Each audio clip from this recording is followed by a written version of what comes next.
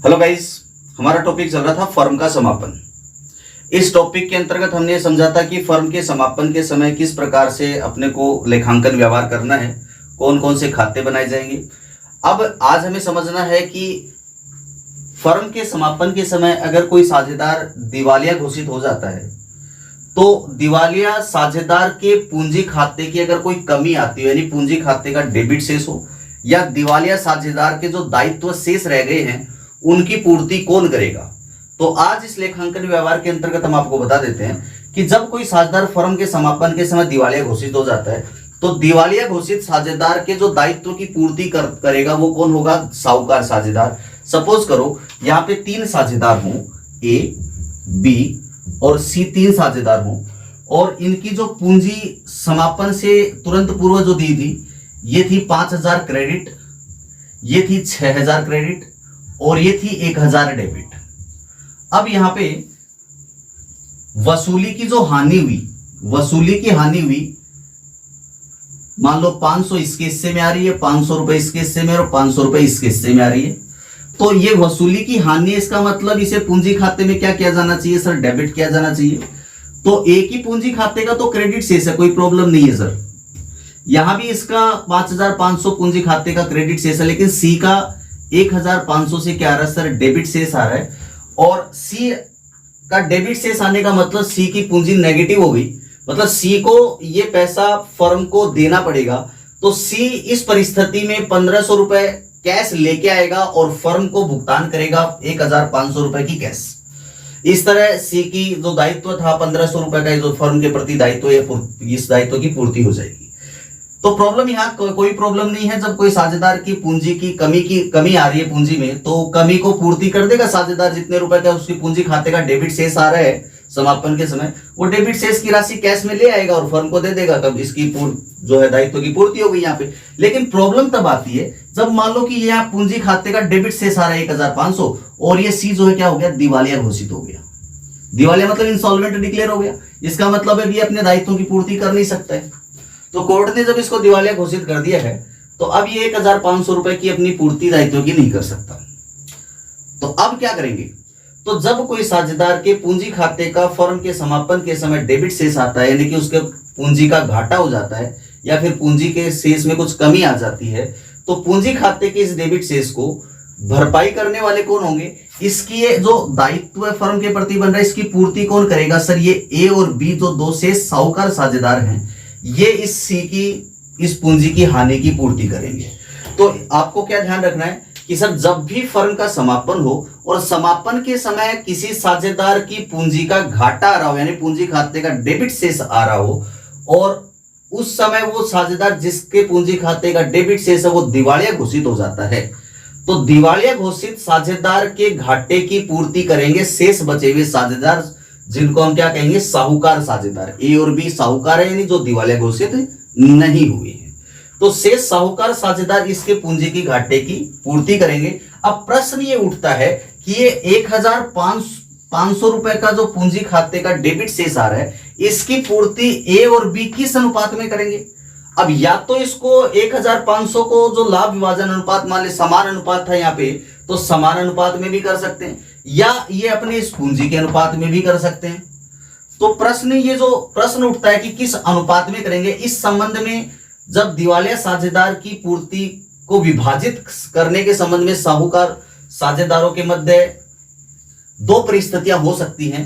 पहली परिस्थिति जब गार्नर बनाम मरे नियम लागू होता हो, और जब गार्नर बनाम मरे नियम लागू नहीं होता हो। तो सबसे पहले गार्नर बनाम मरे नियम को हम समझ लेते हैं कि गार्नर बनाम मरे नियम क्या था, इसमें क्या चीज थी, इस सब पे हम चर्चा कर लेते हैं। देखिए गार्नर बनाम मरे नियम में क्या था कि 3 साझेदार हुआ करते थे, गार्नर, मरे और विल्किंस। और ये जो तीनों साझेदार थे 30 जून सन 1900 को इनकी फर्म का समापन हो गया था। कौन कौन साझेदार थे सर, यहाँ पे एक साझेदार था गार्नर, एक था विल्किंस, एक यहां पे इनका साझेदार था विल्किंस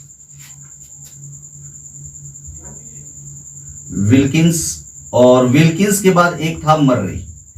ये 3 साझेदार हुआ करते थे और इन तीनों साझेदारों की फर्म का समापन 30 जून सन 1900 को इनकी फर्म का समापन हो गया था और समापन के समय इनकी जो स्थिति थी यानी कि फाइनेंशियल पोजीशन जो थी इनकी, वो फाइनेंशियल पोजीशन क्या थी सर? इनकी फाइनेंशियल पोजीशन ये थी कि हमने सारी संपत्तियों को बेच दिया था और सारे दायित्वों का भुगतान कर दिया था। संपत्तियों को विक्रय करने के बाद और दायित्वों का भुगतान करने के बाद जो फाइनेंशियल पोजीशन इनकी थी उसमें फर्म के पास संपत्ति पक्ष में रह गई थी नगद 1916 पाउंड की। विल्किंस की पूंजी खाते का डेबिट शेष आ रहा था 263 पाउंड का और रियलाइजेशन अकाउंट जब इन्होंने बनाया था संपत्तियों को विक्रय करने के लिए और दायित्वों का भुगतान करने के लिए, तो रियलाइजेशन अकाउंट की हानि आ रही थी, यानी रियलाइजेशन अकाउंट का कुल हानि जो हो रही थी वो हो रही थी 635 पाउंड की। और दायित्व पक्ष में इनके पास गार्नर की पूंजी का शेष था 2500 पाउंड और मर्रे की पूंजी का शेष था 314 पाउंड। इस प्रकार विल्किंस जो था उस समय दिवालिया घोषित हो चुका था। विल्किंस की पूंजी का जो घाटा था यानी पूंजी खाते का जो डेबिट शेष था वो था 263 पाउंड और 263 पाउंड पूंजी खाते का डेबिट शेष होने के बावजूद वसूली की हानि में भी उसे हिस्सा मिलना था, तो वसूली की हानि भी थी 635 पाउंड। तो ये बराबर के साझेदार थे, तो इसलिए इनके हिस्से में 3 से हम इसको भाग देते हैं तो 211.666 लगभग ऐसा लॉस आता है। तो 635 पाउंड के लॉस में से विल्किंस के हिस्से में वसूली की हानि का लॉस आ रहा था 211.67 पाउंड का, प्लस इसकी पूंजी खाते का जो लॉस था, पूंजी का घाटा था, वो था 263 पाउंड का। इस प्रकार विल्किंस का जो कुल दायित्व था फर्म के प्रति वो था 474.67 पाउंड लगभग ये दायित्व था।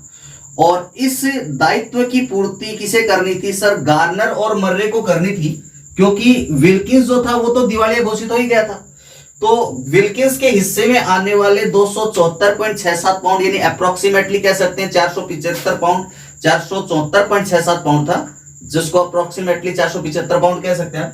तो विल्किंस के हिस्से में जो 475 पाउंड का जो लॉस लगभग आ रहा था, इस लॉस को विभाजित करने के लिए गार्नर और मर्रे में विवाद उत्पन्न हुआ और वो विवाद पर फिर बाद में ये केस कोर्ट में चला गया था और कोर्ट ने इस विवाद पर निर्णय देते हुए क्या कहा कि भाई ये जो वसूली से संबंधित जो हानि हुई, रियलाइजेशन अकाउंट की जो हानि है, उसको साहूकार साझेदार विल्किंस को छोड़ दो, क्योंकि ये तो कोई हानि ला नहीं सकता।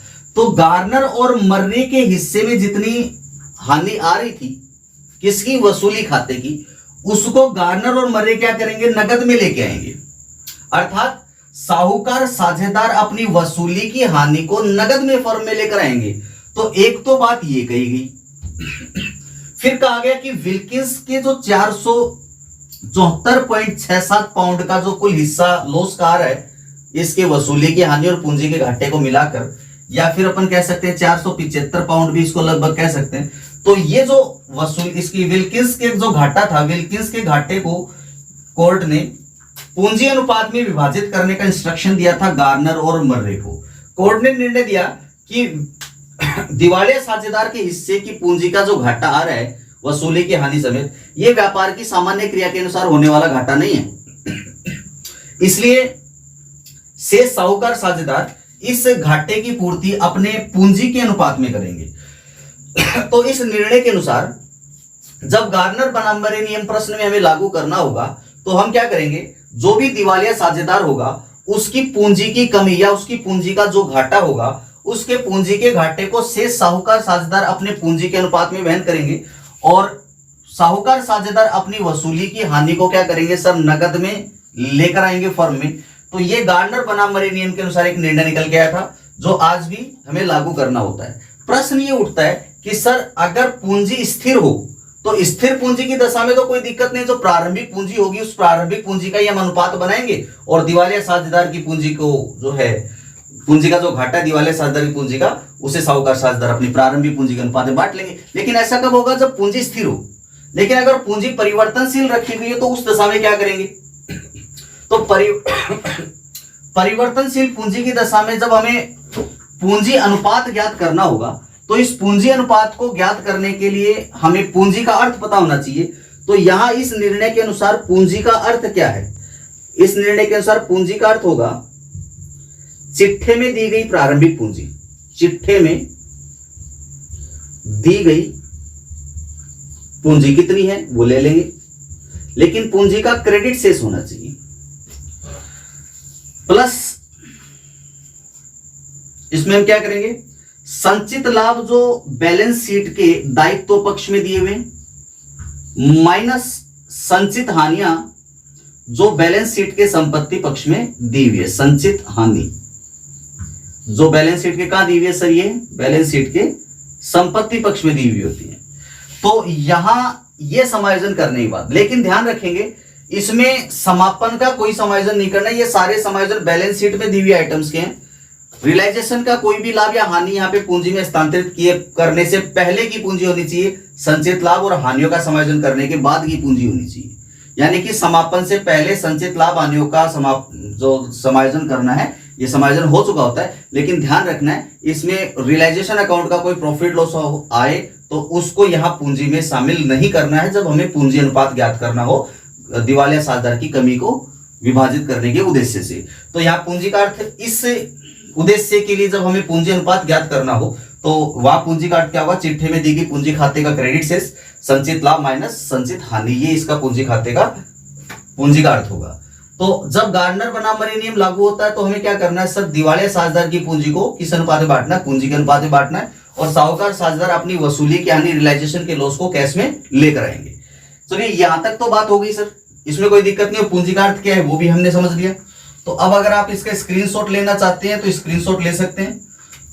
इसके बाद हम आगे डिस्कस करेंगे इसके बारे में। जब गार्डनर बनाम मरे नियम लागू नहीं होता है तो क्या करना है, चलिए फटाफट स्क्रीनशॉट लीजिए इसका।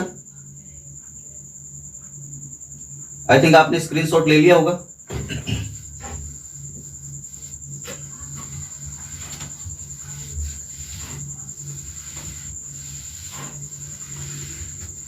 तो देखिए दूसरा पॉइंट मैं लिखा हूं आपके सामने, पॉइंट नंबर 2।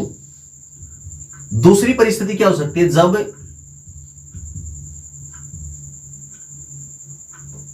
गार्डनर बनाम मरे नियम लागू नहीं होता है। तो जब गार्डनर बनाम मरे नियम लागू नहीं हो तो आपको सिर्फ इतना ही ध्यान रखना है, गार्डनर बनाम मरे नियम लागू ना हो। तो जब गार्डनर बनाम मरे नियम लागू नहीं हो तो सबसे पहली बात आपको ये निर्णय को फॉलो करने की कोई जरूरत नहीं है जो गार्डनर बनाम मरे नियम में दिया गया था। अपने को सिर्फ इतना करना है कि गार्डनर बनाम मरे नियम लागू न होने की परिस्थिति में दिवालिया जो साझेदार होगा, दिवालिया साझेदार की पूंजी घाटे को, दिवालिया साझेदार के पूंजी घाटे को अर्थात उसकी पूंजी की कमी को साहूकार साझेदार जो होंगे, साहूकार साझेदार अपने लाभ विभाजन अनुपात में पूरा करेंगे। लाभ विभाजन अनुपात या फिर कह दो लाभ हानि अनुपात, कह दो लाभ भाजन या फिर लाभ हानि अनुपात, लाभ हानि विभाजन अनुपात में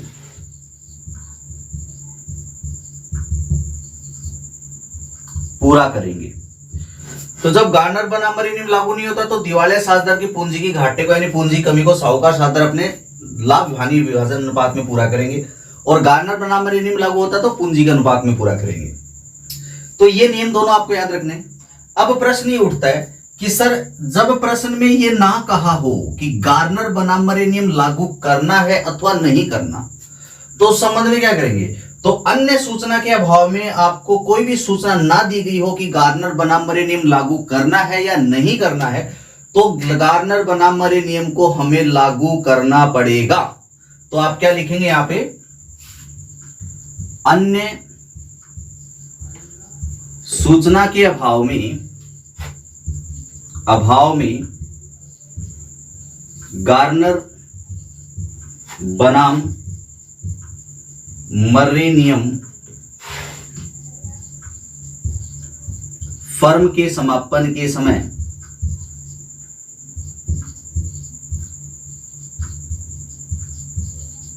समय लागू हुआ माना जाता है। बस बाय डिफॉल्ट यही मानना है कि भाई वो नियम लागू हो चुका है, गार्डनर बनाम मरे नियम, जब सूचना ना हो। अगर प्रश्न में कहा कि गार्डनर बनाम मरे नियम को लागू नहीं करना है, या फिर कहा हो कि दिवालिया साझेदार के पूंजी के घाटे को लाभ अनुपात में बांटना है, तो गार्डनर बनाम मरे नियम लागू नहीं करेंगे। लेकिन कोई सूचना ना हो तो हमें गार्डनर बनाम मरे नियम को लागू करना है, और सूचना दी हुई है कि गार्डनर बनाम मरे नियम लागू करो, तब तो करना ही करना है। तो आपको ये कुछ दिवालिया साझेदार के संबंध में इन समायोजनों को ध्यान रखना है। अब प्रश्न उठता है कि सर ये समायोजन, ये नियम तो हम याद रख लेंगे, लेकिन लेखांकन क्या करेंगे, एंट्री क्या होगी? तो चलिए मैं आपको एंट्री बता देता हूं। नियम आपको ध्यान रखना है, नियम के आधार पर ही आप दिवालिया साझेदार की पूंजी को विभाजित करेंगे। अब आगे मैं बात बता देता हूं कि लेखांकन किस प्रकार करना है दिवालिया साझेदार की पूंजी को बांटने के संबंध में। तो दिवालिया साझेदार की पूंजी के घाटे संबंधी लेखांकन हमें करना है। तो दिवालिया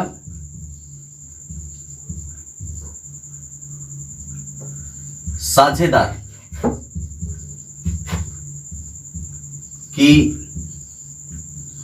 पूंजी की कमी हमें पहले ज्ञात करनी होगी। उसमें सभी समायोजन हो जाएंगे, संचित लाभ हानियों से संबंधित समायोजन भी हो जाएंगे, और फर्म की जो वसूली की हानि है उससे संबंधित भी समायोजन हो जाएंगे। और उसके बाद इसके लिए जो लेखांकन किया जाएगा के लिए लेखांकन क्या करेंगे सर? यहाँ पे जब दिवालिया साझेदार की पूंजी की कमी आ रही है, इसका अर्थ क्या है? उसके दिवालिया साझेदार के पूंजी खाते का डेबिट शेष है।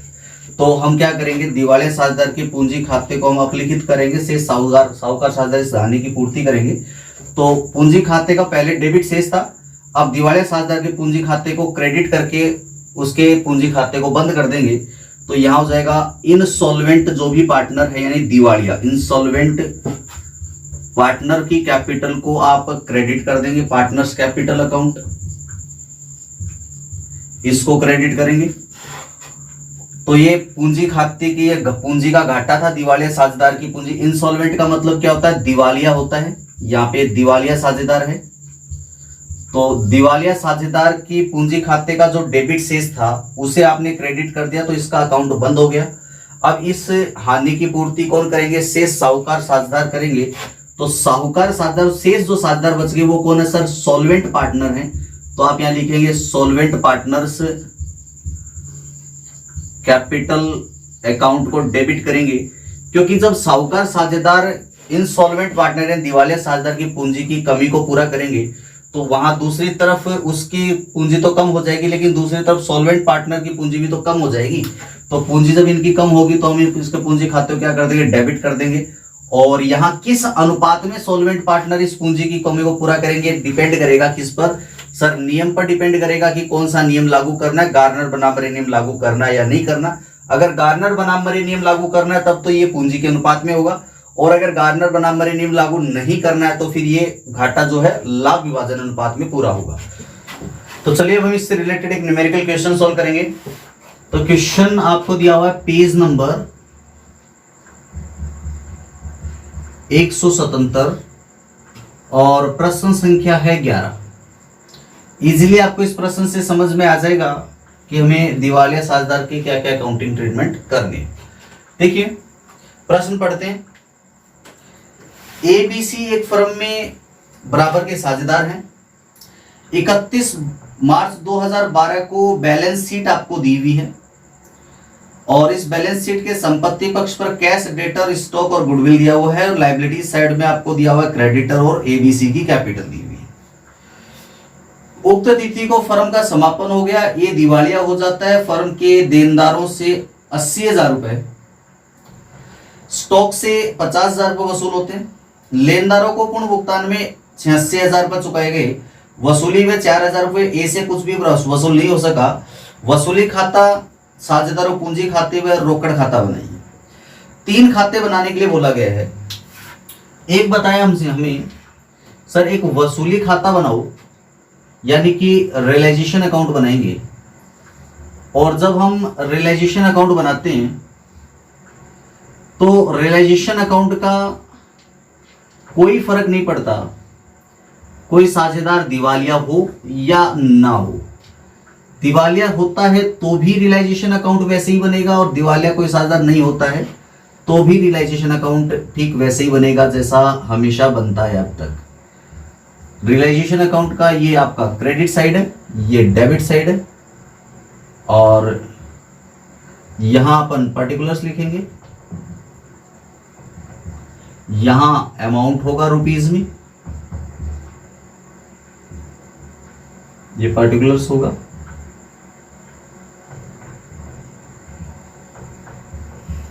यहां अमाउंट होगा। इसके बाद अपने को बनाना है पार्टनर्स कैपिटल अकाउंट। तो चलिए यहां मैं फॉर्मेट बना देता हूं पार्टनर्स कैपिटल अकाउंट का। और पार्टनर कितने सर, यहाँ पे 3 पार्टनर्स हैं, ए बी और सी। तो यहां पे पार्टनर ए बी और सी, ए बी सी। ठीक उसी तरह यहां पे पार्टनर ए बी और सी।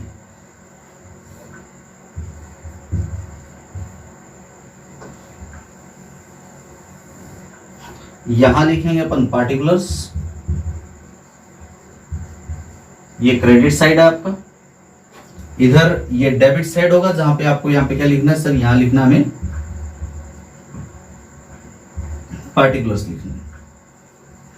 इसके अलावा एक अकाउंट बनाने के लिए बोला गया है, रोकड़ खाता भी बनाने ने कैश अकाउंट बनाना है, तो मैं यहां पे बना दूंगा कैश अकाउंट, लास्ट में कैश अकाउंट बनाना है। सिंपली आपको वही डेबिट और क्रेडिट लिखना है, यहाँ पे डेट का कॉलम बनाने की जरूरत नहीं है, क्योंकि हम जानते हैं कि ये जो कैश अकाउंट बन रहा है ये कब बन रहा है सर, ये समापन के समय बन रहा है, तो यहाँ पे आपको डेट का कॉलम बनाने की कोई जरूरत नहीं है। ये क्रेडिट साइड होगा, यहां आप लिखेंगे अमाउंट इन रुपीस, ये पार्टिकुलर्स का कॉलम हो जाएगा।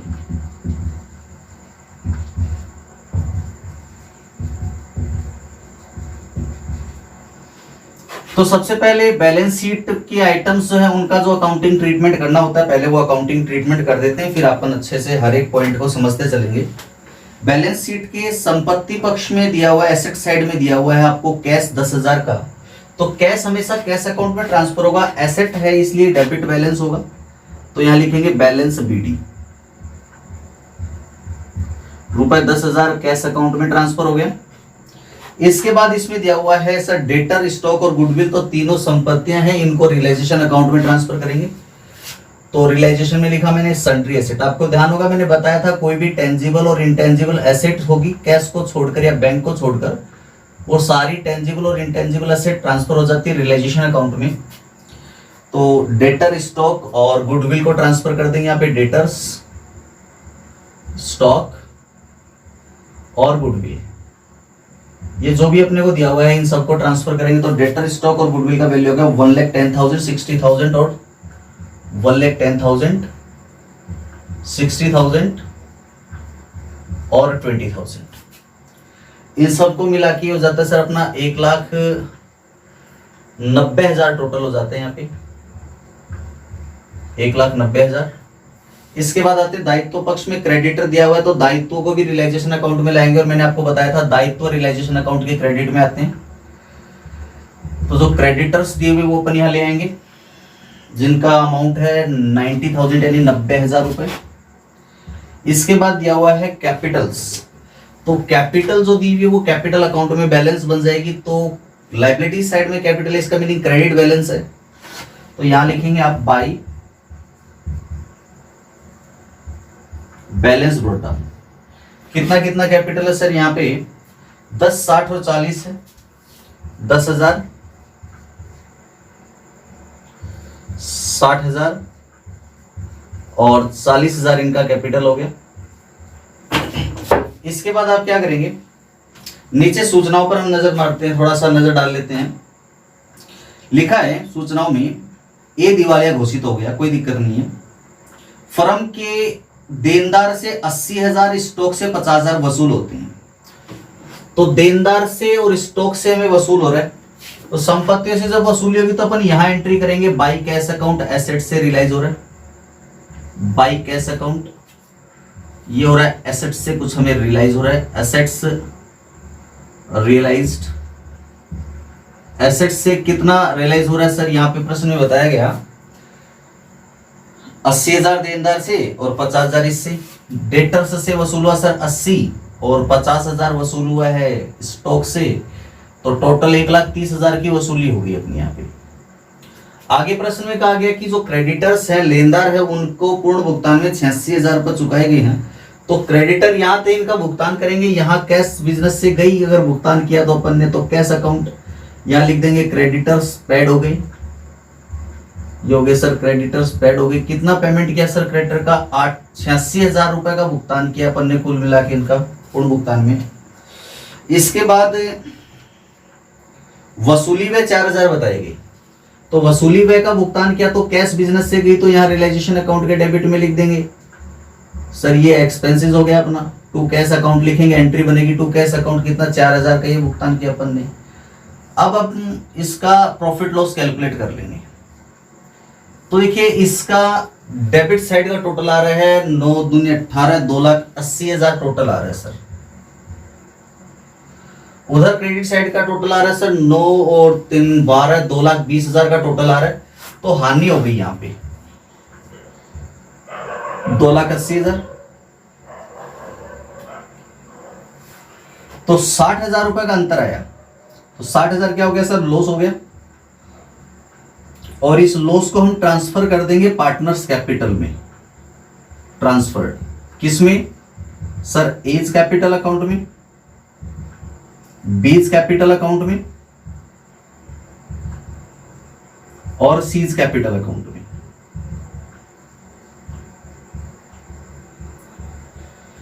ट्रांसफर करेंगे 60,000 को ए बी और सी की कैपिटल अकाउंट में ट्रांसफर करना है, तो ए बी सी को ट्रांसफर करेंगे इनके अकाउंट में, तो कौन से अनुपात में ट्रांसफर करना है सर, लाभ विभाजन अनुपात में वसूली की हानि ट्रांसफर होती है। जबकि इस प्रश्न में ऊपर ही हमें कहा था कि इनका लाभ विभाजन अनुपात समान है, बराबर अनुपात है, तो 20,000 रुपए 3 लोगों में डिवाइड होगा, तो 20,000 रुपए प्रत्येक का हो जाएगा। तो ये तो अपना वसूली खाता हो गया। इस वसूली खाते में किसी साझेदार के दिवालिया होने अथवा न होने का कोई प्रभाव नहीं पड़ेगा। अब बात करते हैं पर सर पार्टनर कैपिटल अकाउंट पर हम बात करते हैं, तो ये जो आपका रियलाइजेशन का लॉस हुआ है इसको हमें पार्टनर कैपिटल अकाउंट में लेके आना है, ठीक है, हम ले आएंगे। इससे पहले बैलेंस शीट में जो आइटम थी वो तो सब कुछ आ चुकी है। यहां प्रश्न में कहा गया कि ए फर्म से दिवालिया हो गया, ए दिवालिया हो गया, ए की पूंजी थी 10,000, तो शेष साझेदार कौन रह गए सर, बी और सी शेष साझेदार रह गए, यहाँ पे शेष साझेदार रह गए बी और सी शेष साझेदार रह गए ए के दिवालिया होने के बाद। और ए के दिवालिया होने पर अगर ए के पूंजी खाते का अगर डेबिट शेष आ जाता है तो उसको बी और सी वहन करेंगे पूंजी खाते के डेबिट शेष को, और किस अनुपात में करेंगे, प्रश्न में कोई सूचना नहीं है, सूचना नहीं है तो गार्नर बनाम मरे नियम को लागू करना पड़ेगा, और जब गार्नर बनाम मरे नियम को लागू करेंगे तो बी और सी अपने पूंजी के अनुपात में वहन करेंगे, जिनकी पूंजी कितनी है सर, 60,000 और 40,000 है, तो 60,000 और 40,000 इस पूंजी के अनुपात का मतलब होगा 3:2, इस अनुपात में वहन करेंगे बीसी। और उसके बाद प्रश्न में क्या कहा गया, प्रश्न में कुछ नहीं है, अब हमें इसको क्या करना है, कंप्लीट करना है। तो ये रियलाइजेशन का जो लॉस था कैपिटल में लेके आएंगे, यहां लिखेंगे टू रियलाइजेशन अकाउंट,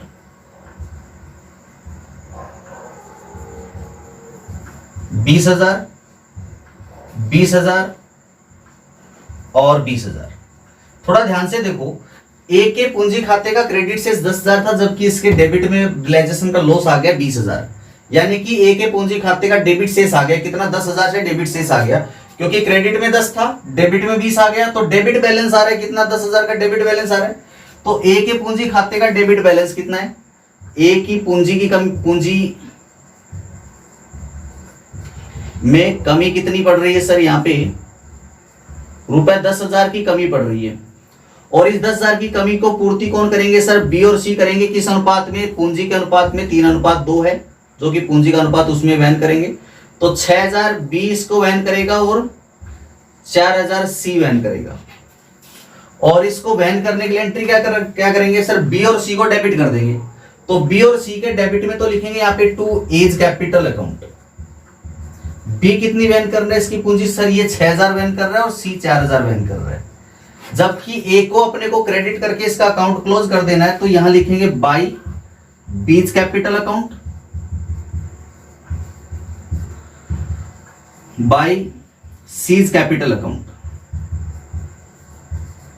कितना कितना करना सर? यहां पे 6000 होगा, ये 4000 होगा। इस तरह इसका जो है ए का पूंजी खाते का शेष बराबर हो गया 20000, यहां पे 20000 यहां हो गया, और क्रेडिट में भी कितना हो गया सर? यहां 20000 हो गया। चलिए इसका तो काम कंप्लीट हो गया।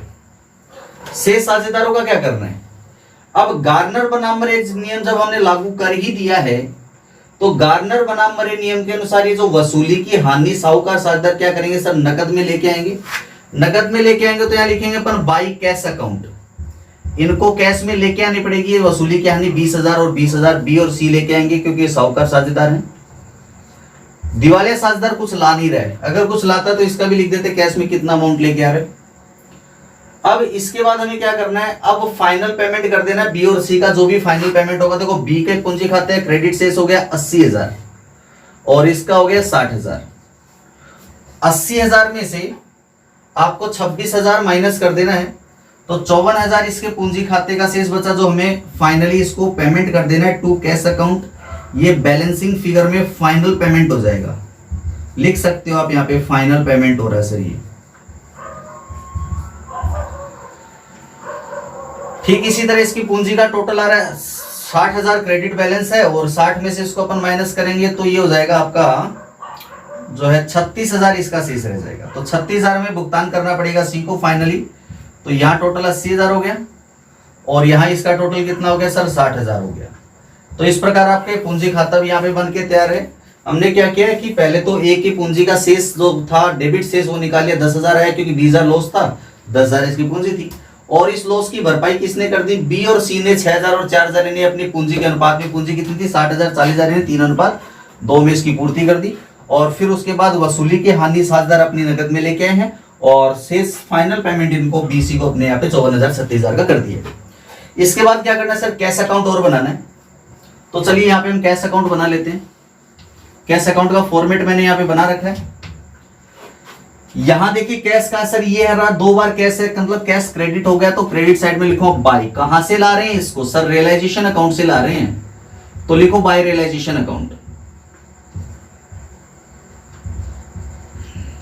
कितना अमाउंट है सर? 86000 ये है, 4000 ये है, 86000 और 4000।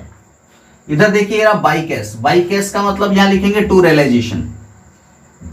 बाई कैश का मतलब कैश अकाउंट डेबिट हो गया, और कैश जब डेबिट हो गया तो उसके डेबिट पक्ष में एंट्री करेंगे, और रियलाइजेशन अकाउंट का नाम लिखेंगे 1,30,000 रुपए वसूल हो रहे हैं अपने हुए, तो 1,30,000 से ये एंट्री पास हो गई। रियलाइजेशन से कैश आ गया। अब देखो इधर बाई कैश। बाई कैश में किसके अकाउंट से सर? बी और सी के अकाउंट से आ रहा है। बाई कैश का मतलब कैश अकाउंट डेबिट हो गया, तो डेबिट साइड लिखो टू बीज कैपिटल। किसकी कैपिटल? बी कैपिटल से कितना आ रहा है सर? ये आ रहा है 20000 जो वसूली की हानि नकद लेके आ रहे हैं, और टू सीज कैपिटल। सी भी अपनी वसूली की हानि 20000 जो थी वो नकद में लेके आ रहे हैं, तो 20000 20000 हो गया। इधर कोई कैश का ट्रीटमेंट हो रहा है नहीं। यहां लिखा है finally to cash. Final payment जो किया था ना, फाइनल पेमेंट जो बैलेंसिंग फिगर में आया था 54000 और 36000, ये बीसी को हमने पेमेंट किया था। तो टू कैश का मतलब कैश क्रेडिट हो गया, तो क्रेडिट साइड में अपन ये दोनों लिखेंगे 54000 36000 क्रेडिट साइड में लिखेंगे। यहाँ 54000 लिखा और यहाँ 36000 अपन लिखा। और किसके अकाउंट से लिखना है सर? ये आया है 54000 जो है बी के अकाउंट से, और ये सी के अकाउंट से है, तो यहाँ लिखेंगे बीज कैपिटल अकाउंट, और यहां लिखेंगे सीज कैपिटल अकाउंट। तो इस तरह आपका ये कैश अकाउंट कंप्लीट हो गया। इनका दोनों साइड का टोटल लगा दीजिए। अगर टोटल दोनों साइड का इक्वल आ रहा है, आई थिंक टोटल अगर दोनों साइड का इक्वल आ रहा है तो कोई प्रॉब्लम नहीं, क्वेश्चन एग्जाम का एकदम आपका सही है। तो टोटल लगा लेते, देखिए अपन 20 और 20 40 और 30 70 और एक 80, 1,80,000 टोटल आ रहा है डेबिट साइड का। उसी तरह क्रेडिट का लगाया 90 और 60, 1,50,000, 1,00,000 1,80,000। दोनों साइड का टोटल आ रहा है 1,80,000 और 1,80,000। 40, 70, 80,000, 1,80,000 आ रहे हैं। 54, 60, 90 और 90, 180, 1,80,000 ही टोटल ये आ रहा है। दोनों साइड का कैश अकाउंट का टोटल मिलने का मतलब आपका क्वेश्चन क्या है, सही है। तो ये हो गया आपका गार्नर बनाम मरे नियम लागू होने पर जो दिवालिया साझेदार था उसकी पूंजी की हानि को किस प्रकार वहन किया जाएगा, ये इस प्रश्न में हमने चर्चा की है। इसी से संबंधित कुछ और प्रश्न हम अगले वीडियो में करेंगे, तो इन रूल्स को आप अच्छे से याद कीजिए, इस प्रश्न को हल कीजिए। इसी से रिलेटेड अगले वीडियो में अपन कुछ और क्वेश्चन करने वाले हैं। मिलते हैं नेक्स्ट वीडियो में इसी के इस टॉपिक के नए क्वेश्चंस के साथ। Thank you very much.